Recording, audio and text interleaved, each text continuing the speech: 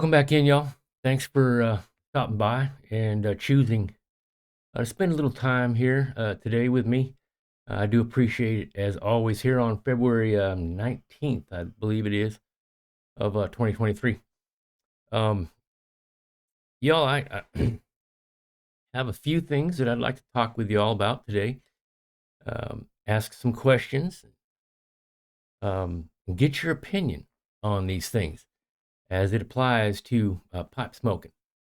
Um, let's get the little intros out of the way, and I am smoking my corn cob today, my little corn cob here, and I do, y'all. It seems like the corn cob is a comfortable place to be, at least for myself. I enjoy my briars, but man, when you got a cob, it just seems so comfortable, and I do enjoy them, especially this one here, y'all. I smoked the hell out of this one.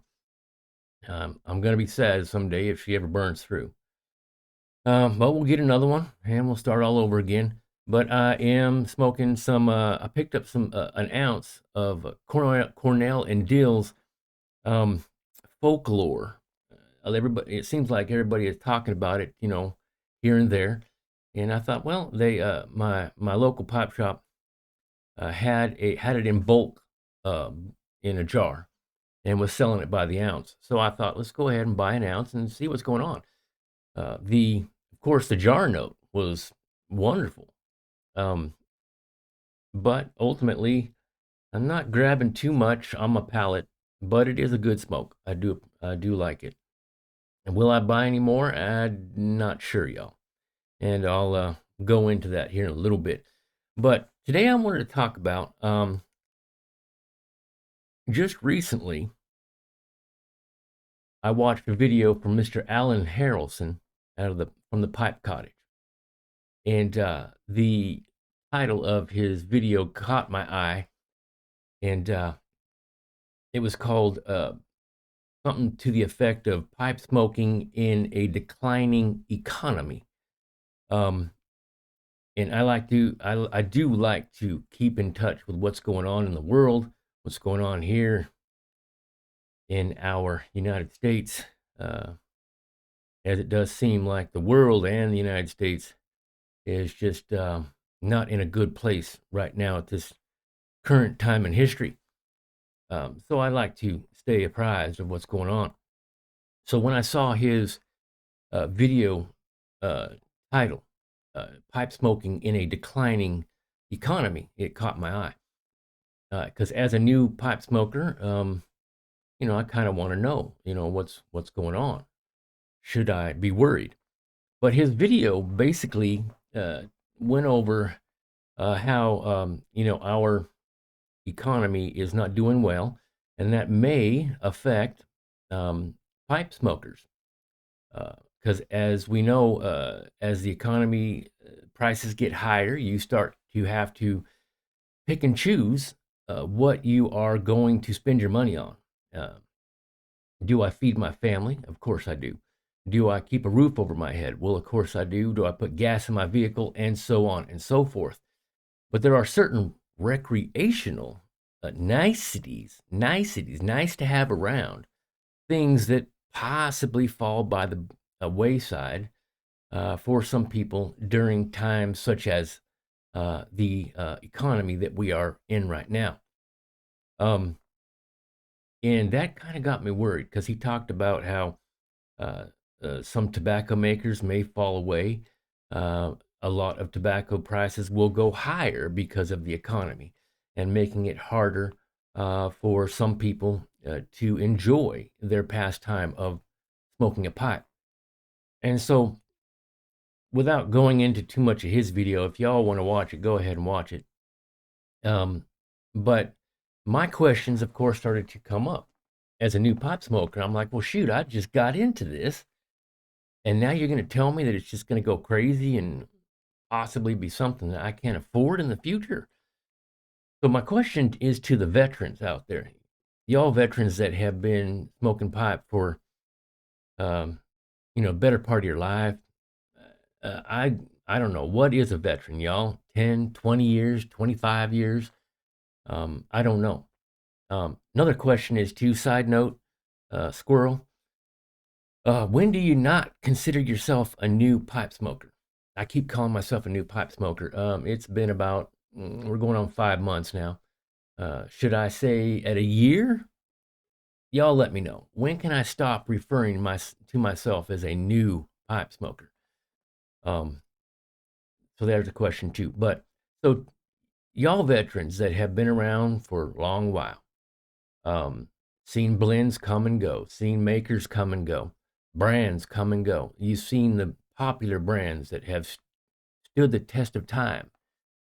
And more importantly, you know what you used to pay. Now, we as older people, older folk, get to say to the younger folk, I remember what the price of gas was like when I first started driving. And I do, y'all. When I first started driving, gas was 62 cents a gallon. Um, Crazy to think about where it's gone nowadays. But that's what happens as you get older. Y'all, you get to remember back to win, all that good stuff. But so y'all veterans that have been around for a long while, and you've seen economies go crazy, and then you've seen economies go down. Can you remember, was there ever a time where you thought, man, pipe tobacco has just gotten so expensive that I can't afford it? Or maybe you couldn't afford your favorite blends and you had to resort to smoking a cheaper blend just to get through until the economy got better.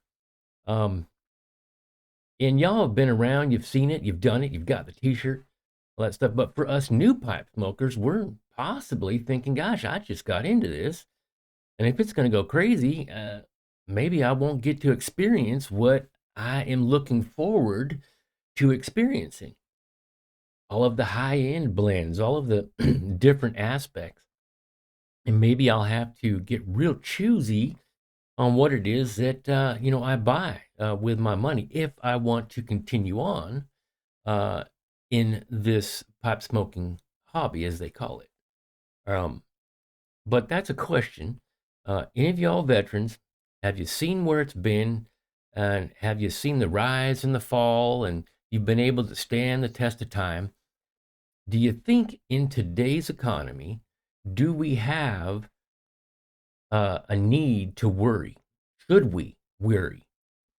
Second question on top of that, that Mr. Alan Harrelson brought up is we should be cellaring as much pipe tobacco as we possibly can because in the event that it goes and raises really high, well, then we'll have some. Of course, we won't have to worry about it.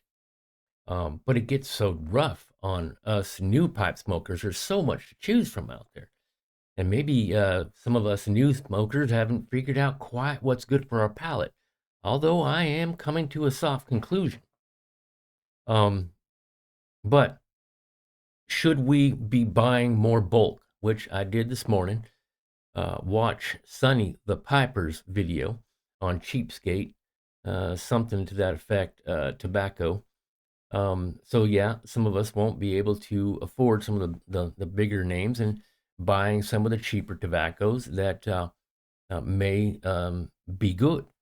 Um, so thank you, Sonny, for bringing that one in. If y'all haven't visited Sonny the Piper's channel, they're on YouTube. Check him out. But so should I be buying bulk tobacco and cellaring it in the event that, because like y'all, in my family, we're used to putting away for bad times. My wife is a huge canner. She cans a lot of food. We put it away in our pantry. Um, so we'll have some for the future uh, and whatever. Same thing, I have told my wife I'd like to go ahead and put some tobacco away, and she's all for it because she's, all about putting things away for a rainy day, so to speak. So, what do y'all think about Sutliff? I've looked for bulk blends outside of my local pipe shops, but Sutliff seems to be a large supplier of blends. And what I kind of like is they put out their versions of some of the more popular blends out there. Um, some that come to mind that I like is Peterson's Early Morning Pipe. Um, and they had a knockoff of it, and a very good price if I wanted to buy it in bulk and sell it away. And the reviews were fine; they were fair, they were good. I'm not looking for something that is exactly dead on the blend because it's probably hard to do. But if you can get me close, I'll be happy. So, what do you veterans think about Sutliff? What do you think about uh, buying up and stocking up on blends and cellaring them away for a rainy day because of this economy? Now, we all know, unless your head's been in the sand somewhere, that the economy's not doing too good. Um, and who knows when it's going to rise back up? We don't know. Um, I have my opinions, but that's for another conversation. Um, but should I be cellaring, y'all? And what is a good bulk blend other than Sutliff, maybe? Can you recommend that? Um, so that is the meat of my conversation here.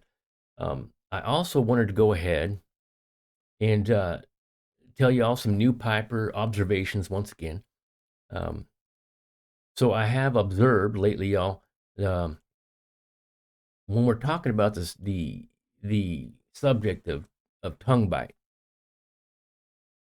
Um, I believe that I make it worse in one area. First off, I am an old cigarette smoker, so I tend to really grab onto that pipe and puff in. So I'm learning to curb that. But the body is programmed, y'all. We all, you know, have to get over old habits. We may not even know we're doing it until it's too late. Uh, so the main thing is I do have a Peterson with a P lip. Now the P lip interested me because of its technology, so to speak. So the stem, as you may know, and I don't have it here to show you, y'all, but I'm sure many of you all know about the P lip. Or Savinelli has their version called the dry system. But instead of drawing directly from the end of your stem, um, you draw more from the top section here. It goes up over the roof of the mouth, and then you taste, and then maybe, side note, retrohale, good stuff, y'all. Somebody had, a viewer had mentioned, hey, maybe try the retrohale. That is really good, y'all. It adds a whole new experience. If you new smokers ever out there haven't tried the retrohale, that is where you'll take it in your mouth, uh, and then you don't take it in your lungs, but you allow it to roll to the back of your throat and then come out your nose instead. So now that's adding a new dynamic to the smoking experience. Not only are you tasting it, but you're allowing it to go through your nasal passages, and you're gathering some of the scent as well as the taste. So, but I would warn you, if you're not used to it, it can burn the nostrils a little bit. So you're going to have to figure out how that works for you. Um, Being an old cigarette smoker, it wasn't too hard for me to figure it out, but it did add a new aspect to it. Back to the P-lip now, y'all. So I spent some time with my P-lip stem, um, and realized I actually used this pipe a number of days. Now I know they say you should be rotating your pipes, but I wanted to do an experiment, and so I spent some time with that P-lip and realized that my what I was calling tongue bite uh, was not as bad as it normally is. And I think it's because of drawing that hot um, steam, hot smoke out, and it's directly going onto the tongue from where you uh, bite down and draw through.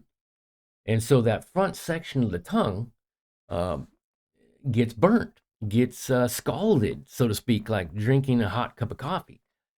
But that P-lip, it causes it to go up over the back of the roof of your mouth, and it doesn't burn the tongue as much, if any. So I thought maybe I am confusing tongue bite for just getting burnt. I don't know. So I like the P-lip system. I finally came to that conclusion. So I did buy, y'all. Went yesterday into town and I bought a whole bunch of new blocks. Uh, have a little fun and try and experiment and make some new stems. Because if y'all watch some of my old videos, you know that I do like and enjoy dabbling in pipe making and stem construction. And so I'm going to go ahead and try to experiment on making my version of a P-lip. I actually am excited, y'all. I think it's going to be kind of fun doing so. And if I'm successful, I'll probably make a number of them for a lot of my pipes. That way I am able to rotate my pipes in and still get the advantages of the P-lip system, or as Savinelli calls it, their dry system. That's another thing, another advantage to the P-lip is since your mouth is not directly straight on with the stem, any wetness or saliva that you may have in your mouth doesn't drain back into the pipe because of where the hole of the draw hole is on the other side of the button. So I'm excited to do that. And in further videos in future here, hopefully I am successful and I'll show you all what I have come up with. Sure, I could go and buy a whole bunch of Petersons and Savinellis in order to gain a decent rotation of pipes with that stem system.